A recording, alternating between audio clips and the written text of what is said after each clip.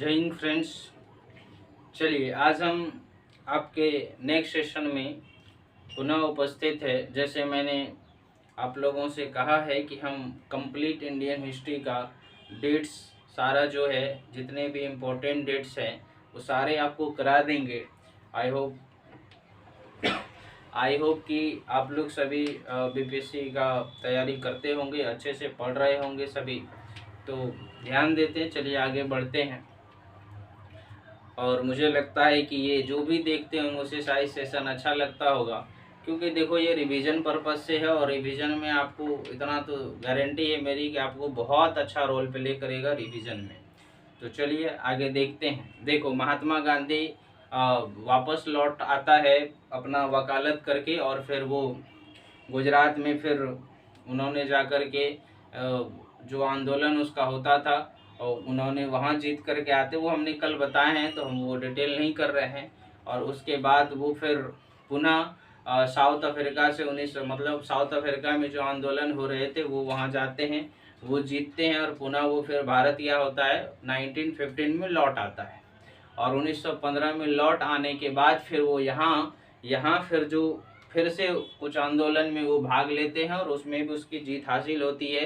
जो सबसे important dates आज की क्लास में बहुत इम्पोर्टेंट है, यहाँ से क्वेश्चन आते हैं और मतलब एक क्वेश्चन तो फिक्स है आज की क्लास से एक क्वेश्चन तो फिक्स है, वो आना ही आना है बीपीएससी में। तो ध्यान देते हैं, आगे बढ़ते हैं। देखो पहला हम बात करेंगे चंपारण सत्याग्रह पर, क्योंकि 15 के बाद सीधा ये 17 यानी 15 में साउथ अफ्रीका से लौट के आते हैं और फिर ये चंपारण सत्याग्रह जो है 1917 में होता है, जिसे प्रथम सविनय अवज्ञा आंदोलन भी कहा जाता है।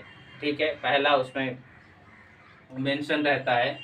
तो इसमें मुद्दा क्या था चंपारण सत्याग्रह में, तो ये किसानों का मुद्दा था। ठीक है, किसानों का कुछ एक्सप्लेन थोड़ा कर देते हैं। किसानों के मुद्दा क्या थे कि यहाँ जो था एक बीघे जमीन पे, एक बीघा होता है 20 कट्ठे का, एक बीघा जो जमीन था उसमें 3 कट्ठा, यानी आप समझो ऐसे 20 कट्ठा में 3/20 लिखे हैं, 20 कट्ठा में 3 कट्ठा मुझे नील की खेती करनी होती थी। और ये प्रेशर था, दबाव था, ऐसा नहीं कि लोगों को खुशी खुशी करते थे, वो प्रेशर था, क्योंकि सबको पता है कि नील की खेती लगातार होने पर वो भूमि भी बंजर हो जाती है, तो उसकी जो फर्टिलिटी जो होता है वो उर्वरता शक्ति जो होता है वो नष्ट हो जाती है। ठीक है, तो ये इन लोगों की नील की खेती करना मजबूरी था। ठीक है, तो नील की खेती तो करते थे, इसमें भी वो लोग उतना विवाद नहीं कर रहे थे किसान की, चलो ठीक है एक बीघा में अगर मान लेते हम 3 कट्ठा नील की खेती होती है तो उसमें हमको कुछ फायदा, क्योंकि उस समय जब ये नील की खेती होती थी तो इसका जब दूसरे जगह निर्यात होता था, भेजा जाता था, तो उसमें इसको ज्यादा फायदा होता था किसानों को, तो इतना वो नाराज यहाँ नहीं थे। तो आपको लगेगा फिर यहाँ आंदोलन हुए कि ये सत्याग्रह की जरूरत क्यों पड़ी। हुआ यूं कि उसके बाद कुछ समय बाद क्या हुआ कि नील जो जब ये उपजाना जब तक इसका एक्सपोर्ट होता गया, निर्यात करते गए, तब तक तो ठीक है। लेकिन क्या हुआ कि जो ये मिल जहाँ ये नील की यानी नील बनाने का फैक्ट्री था वो उन्होंने बंद कर दी।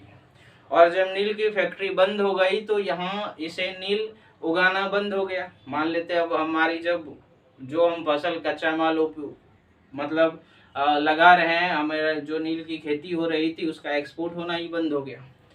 तो जब वो नील की खेती एक्सपोर्ट होना बंद हो जाता है, फिर भी यहाँ का जो सरकार है यानी कि जो ब्रिटिशर्स हैं उन्होंने इस पे टैक्स बढ़ा देता है। ध्यान से सुनिएगा, ये नहीं था, है ना। लगभग आदमी ये समझते हैं कि नहीं ये 3 कट्ठा नील की खेती के कारण, ऐसा कोई कारण था। देखो टैक्स इसमें क्या करता है, फिर भी बढ़ा देते हैं सरकार। ठीक है, टैक्स जब बढ़ जाती है फिर से अब देखो खेती भी नहीं हो रही, एक्सपोर्ट भी नहीं हो रहा, पैसे भी नहीं मिल रहे हैं, लेकिन इन्हीं में अगर मान लेते अभी 3 कट्ठा पे कोई तो फसल लगेगा, और जब ये 3 कट्ठा पे कोई फसल लगती थी तो उस पे वो टैक्स बढ़ा करके लेते थे। तो ये बहुत बड़ी समस्या हो गई थी। अब इस समस्या को सुलझाने के लिए एक राजकुमार शुक्ल नाम करके आंदोलनकारी थे, जिन्होंने महात्मा गांधी को बुलावा भेजा, नहीं बुलाया उन्होंने। ठीक है, और इस आंदोलन के लिए उन्होंने उससे बातचीत की कि किसी तरह से हम लोगों का ये जो तकलीफ है, ये जो टैक्स वगैरह ज़्यादातर है, ये हट जाए। तो फिर महात्मा गांधी चंपारण सत्याग्रह करते हैं, जाते हैं चंपारण, बुलाने का फैसला किया। यानी हमने लिखा है राजकुमार शुक्ला ने गांधी जी को चंपारण बुलाने का फैसला किया। ठीक है, तो जब ये चंपारण फिर गए और वहाँ उन्होंने सारा काम किया, बहुत सारे काम किए उन्होंने, खैर उतना डिस्कस तो नहीं करेंगे। फिर अब उसके बाद फिर इसका ये गए, फिर आंदोलन लड़े, वो चंपारण सत्याग्रह हुआ। फिर रिजल्ट क्या हुआ कि 25% हिस्सा जो है किसानों को लौटा दी गई। ठीक है, जो भी उन्होंने टैक्स वगैरह बहुत सारे वसूले हुए थे उसमें से 25% हिस्सा मिल गया उसे। आई होप कि आपको ये बात समझ में आई होगी। दोबारा रिपीट कर दे रहे हैं, चंपारण सत्याग्रह 1917 में होता है, जिसे हम प्रथम सविनय अवज्ञा आंदोलन भी कहते हैं। इसमें तीन कठिया प्रणाली का एक सिस्टम था। तीन कठिया प्रणाली का जो सिस्टम था, इसमें क्या होता था कि 20 कट्ठे में जो 3 कट्ठा होता था वो नील की खेती करना होता था। तो नील की खेती करते करते तो वहाँ तक तो ठीक चल रही थी, लेकिन जो मिल जहाँ इसका एक्सपोर्ट हो रहा था माल, वहाँ उन्होंने क्या करता है वो बंद कर देते हैं और केमिकल पे आ जाते हैं।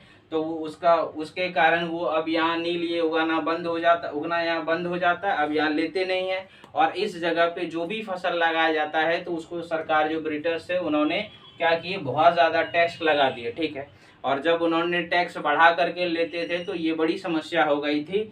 अंततः लास्ट में क्या होता है कि राजकुमार शुक्ला गांधी जी को अप्रोच करते हैं और चंपारण बुलाने का फैसला करते हैं। और फिर रिजल्ट क्या होता है कि जब वो अंततः लास्ट में कि जो भी चीज़ें टैक्स वगैरह बढ़ा करके लिए थे तो उसमें सरकार जो है 25% हिस्सा किसानों को लौटा देते हैं। क्लियर बात हो गई, यहाँ तक कोई दिक्कत नहीं है, आगे बढ़ते हैं। ठीक है, ये पहली इसकी यहाँ जीत हो जाती है। ठीक, उसके बाद आते हैं अहमदाबाद मिल हड़ताल। ठीक है, ये होता है 1918 में। अब अहमदाबाद मिल हड़ताल में क्या समस्या थी, तो यहाँ एक समस्या था, और यहाँ इन्होंने महात्मा गांधी ने पहला भूख हड़ताल भी किया था। अपने जीवन का पहला भूख हड़ताल हम कह सकते हैं महात्मा गांधी ने अहमदाबाद मिल हड़ताल में ही किया था। ठीक है, तो 1918 में ये होता है। अच्छा, यहाँ समस्या थी प्लेग बोनस की। बीमारी मतलब प्लेग महामारी फैलता है, जिसमें कि मिल मालिक ने इन लोगों से वादा करते थे किसानों से कि हम आपको जो है बोनस के तौर पे देंगे जब तक ये प्लेग वगैरह चला। और ये वादा करें, जब ये प्लेग थोड़ा नॉर्मल हुआ, ख़त्म हुआ, तो उसके बाद जो बोनस देना बंद कर दिए। ठीक है, तो उसी की समस्या थी और किसानों की मांग थी कि नहीं हमें बोनस, एक तो पहले ही आप सैलरी बहुत कम दे रहे हैं, ऊपर से जब आपने कोई बोनस लागू किए तो अब वो भी हमारे नहीं दे रहे हैं, तो ये समस्या थी यहाँ। तो ये जब समस्या थी तो गांधी जी मतलब यहाँ जाते हैं अहमदाबाद मिल हड़ताल वाला में। इसमें फिर गांधी जी जो है 50% के जगह पर, मतलब वो लोग मांग रहे थे कि जब प्लेग हुआ तो जो बोनस दे रहे थे, ठीक है, अब उसमें 50% मांग कर रहे थे, कम से कम आप हमको 50% दे दीजिए। अगर मान लेते हैं कि 1000 बोनस के तौर पे मिल रहा था बीमारी के दौरान, महामारी के दौरान, तो 50% का मतलब आप 500 हमको दे दीजिए। ये उसका मांग था, लेकिन मिल मालिक जो थे एक भी देने के लिए तैयार नहीं थे। ठीक है, तो फिर जब नहीं थे तो ये 50, तो महात्मा गांधी जब जाते हैं तो वो कहते हैं कि नहीं आप 50% मत मांगो, 35% मांग करते हैं। ठीक है, ज़्यादा नहीं, 35% मांगते हैं। तो जब 35% का मांग करते हैं फिर भी वो देने के लिए तैयार नहीं होते हैं।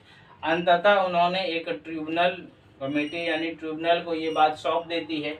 फिर तब इसके बाद मिल मालिक जो है बोला कि अब जो फैसला होगा वही करेंगे। तो फिर लास्ट में क्या होता है कि 20% किसानों को बोनस देने के लिए राजी हुआ। ठीक है, 20% देने के लिए वो राजी होते हैं कि चलो ठीक है उतना हम कर लेते हैं, यानी वो 35 मांग रहे थे तो 20। ठीक है, लेकिन ये गांधी जी के साथ मतलब जो है ये आपका फैसला होता है। लेकिन अंत में क्या होता है कि 20% तो होता है, लेकिन ये जब ट्रिब्यूनल को दे देते हैं तो इसका फैसला होता है कि लेकिन अंत में ट्रिब्यूनल ने 35% बोनस का भुगतान करने को फैसला किया। यानी जो महात्मा गांधी ने कहा वही उसे लास्ट में फैसला हुआ कि आपको नहीं 20% नहीं 30% ही दिया जाएगा। ठीक है, तो ये यहाँ फिर इसकी दूसरी जीत हो जाती है महात्मा गांधी के, ये दूसरी बार यहाँ जीतते हैं। आई होप कि आपको ये बात भी समझ में आया। अहमदाबाद मिल हड़ताल क्या था, 1918 में होता है। और एक इम्पॉर्टेंट इसका जो सत्याग्रह इसी दौरान में होता है वो खेड़ा सत्याग्रह होता है। ठीक है, खेड़ा सत्याग्रह को प्रथम आंदोलन भी कहा जाता है। ठीक, खेड़ा सत्याग्रह को क्या कहा जाता है? प्रथम आंदोलन भी कहा जाता है। और ये भी 1918 में होता है। अहमदाबाद मिल हड़ताल भी 1918 में होता है और आपका खेड़ा सत्याग्रह भी 1918 में होता है। इसमें देख, खेड़ा सत्याग्रह में क्या प्रॉब्लम थे? इसमें पूरी फसल बर्बाद होने पर भी सरकार ने टैक्स लेना जारी रखा था। मतलब सारा फसल बर्बाद हो जाता, मतलब किसी कारण, बारिश के कारण, रुइन का जो भी है उसके कारण बर्बाद हो गया, फिर भी सरकार क्या करती थी? टैक्स उतना ही रखे थे, घटाए भी नहीं। ऐसा नहीं कि मान लेते फसल बर्बाद हो गया थोड़ा कम कर देते हैं, लेना तो था ही लेकिन कम कर देते, नहीं, बिल्कुल नहीं, उन्होंने एकदम लेना जारी रखा था। ठीक है, जो ये बहुत दिक्कत वाली बात थी।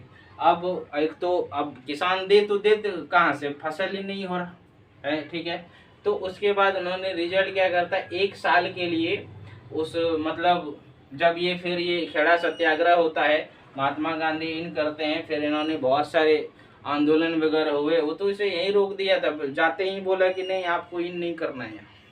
लेकिन फिर भी उन्होंने बहुत सत्याग्रह का मतलब उन्होंने वहाँ आंदोलन किए, बहुत सारे तरीके, बाद में उसे कहा कि अच्छा ठीक है आप दौरा कर सकते हैं, देख सकते हैं क्या स्थिति है यहाँ की।